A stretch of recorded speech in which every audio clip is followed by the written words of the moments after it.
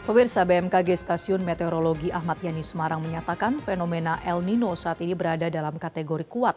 Kondisi tersebut diperkirakan memperkuat musim kemarau di Jawa Tengah dengan puncaknya terjadi pada Agustus hingga September 2026.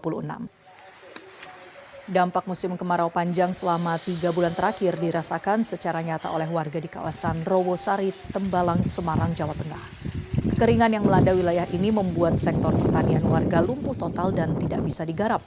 Tanpa adanya pasokan air yang memadai, para petani terpaksa membiarkan lahan pertanian mereka mangkrak. Tanaman seperti jagung dan kacang hijau alami gagal panen akibat kekurangan pasokan air bersih. Untuk bertahan hidup dan mendapatkan air bersih, warga harus mengandalkan pasokan air artetis dari Pamsimas yang alirannya kerap tersendat dan hidup mati secara tidak menentu. BMKG menjelaskan sebagian besar wilayah Jawa Tengah telah memasuki musim kemarau sejak April hingga Juni.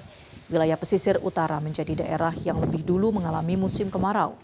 BMKG memperkirakan puncak musim kemarau di Jawa Tengah akan terjadi pada Agustus hingga September 2026. Warga pun diimbau mengantisipasi dampaknya sejak dini, mulai dari sektor pertanian, pengelolaan sumber daya air, hingga menjaga kesehatan saat beraktivitas di tengah cuaca panas. BMKG sudah mengonfirmasi bahwa untuk saat ini El Nino dalam kategori kuat. Kemudian untuk pengaruhnya ke wilayah Jawa Tengah, ini untuk wilayah Jawa Tengah sendiri ini sudah memasuki musim kemarau terhitung mulai April, Mei hingga Juni ini.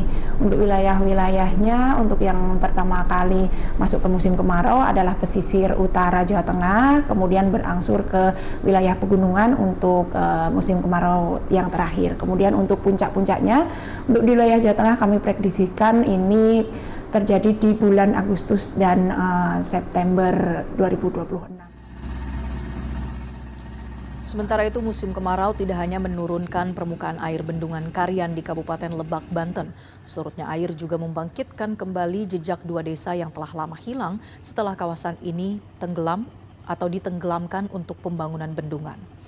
Terlihat sisa bangunan ruas jalan kampung hingga hamparan sawah dan ladang yang dulu menjadi sumber penghidupan warga, kini muncul kembali setelah lama tertutup air. Salah satu warga menyatakan penyusutan mulai terjadi dalam beberapa pekan terakhir. Sebelumnya bendungan Karian dibangun di aliran Sungai Ciberang, anak Sungai Ciujung.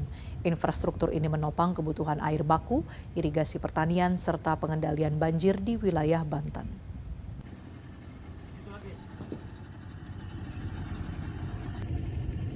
Jelajahi cara baru mendapatkan informasi. Download Metro TV Extend sekarang.